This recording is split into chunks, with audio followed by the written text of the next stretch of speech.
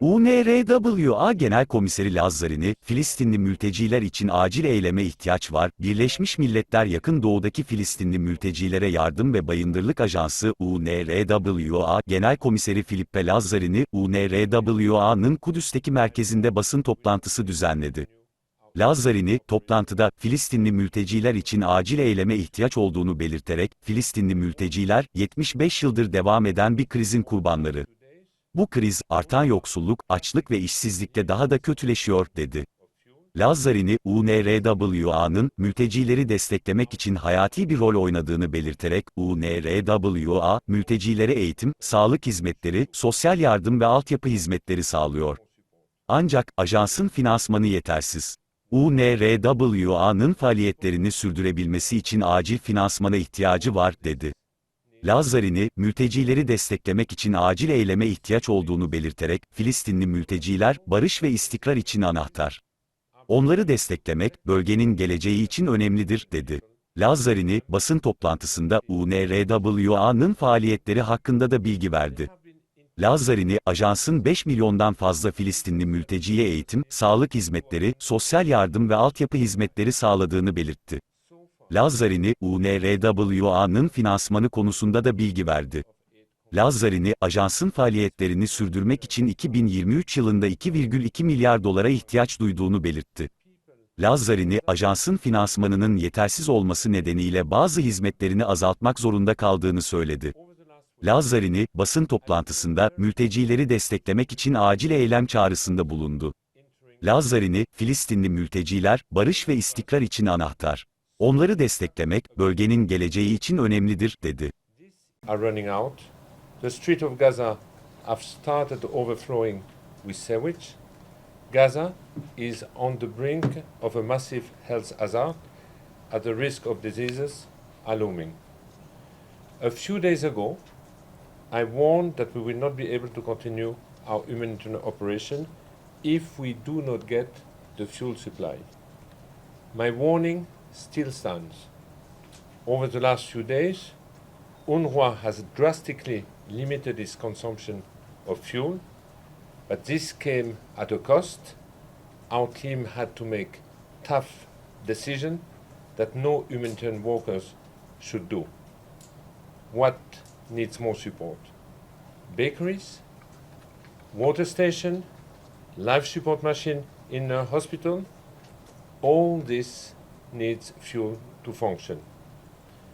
The siege means that food, water and fuel, all basic commodities, are being used to collectively punish more than 2 million people, among them a majority of children and women. There have been intense negotiations and endless shuttle diplomacy to open a humanitarian supply line. So far, it has only resulted in a handful of aid convoys. This will not reverse the fact that Gaza is being strangled. The people of Gaza feel shunned, alienated, and abandoned. Over the last week, I followed very closely the focus about the number of trucks entering in Gaza. Many of us saw in these trucks a glimmer of hope. This is, however, becoming a distraction. These few trucks are nothing more than a crumbs that will not make a difference for the 2 million people in the street. We should avoid conveying the message that few trucks a day means the siege is lifted for humanitarian aid. This is not true. The current system in place is geared to fail. What is needed is meaningful and uninterrupted aid flow. And to succeed, we need a humanitarian ceasefire to ensure this aid reaches those in need. This should not be too much to ask. Civilians are already paid a staggering price. More than 1 million people displaced, entire neighborhood flattened, thousands killed, thousands more injured, with almost no access to hospitals anymore. And all this under our daily and constant watch. every day is also becoming a sad day for the United Nations and UNRWA, as the number of our colleagues killed is increasing. Today, at least 57 colleagues of mine are confirmed killed. In one day, we had calls and repeated calls for the rule of wars to be applied to this war too. It means to apply the international humanitarian law means the application of the principle of proportionality and distinction. Civilians have to be spared. Hospitals, schools, UN premises hosting hundreds of thousands of displaced people seeking safety have to be respected.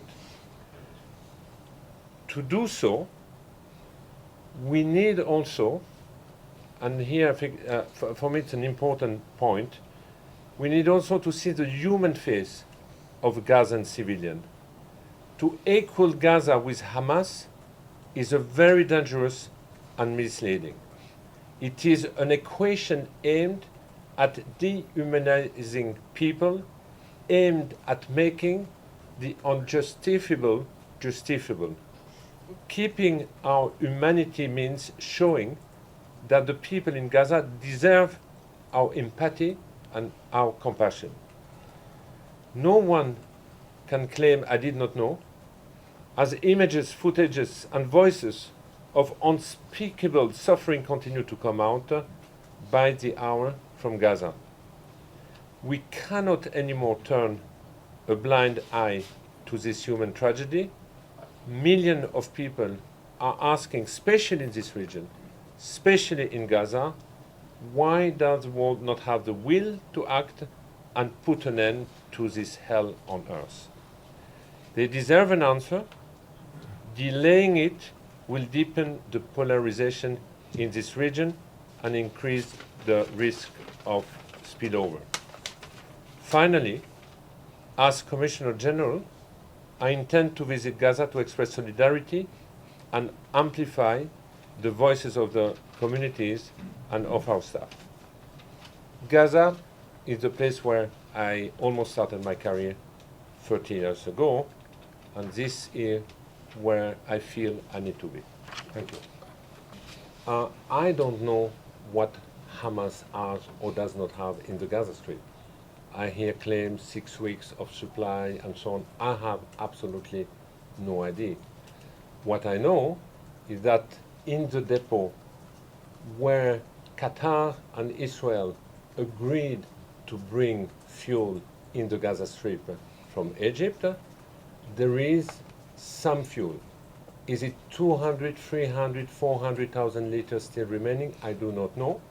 If we have access to this fuel, we are deconflicting with the Israeli, because you cannot send a convoy to this depot without the agreement and the deconfliction. But it's the Israelis that are blocking access to this because it's not deconflicted. We, saying that's not deconflicted. over the last few days, there have been some fuel coming in which have been deconflicted, basically. Okay. But it's all fuel inside It's Gaza, not the point about fuel being stolen. So it's all fuel inside Gaza. because no fuel has come in. We need to put this on I'm record. not aware of fuel being stolen.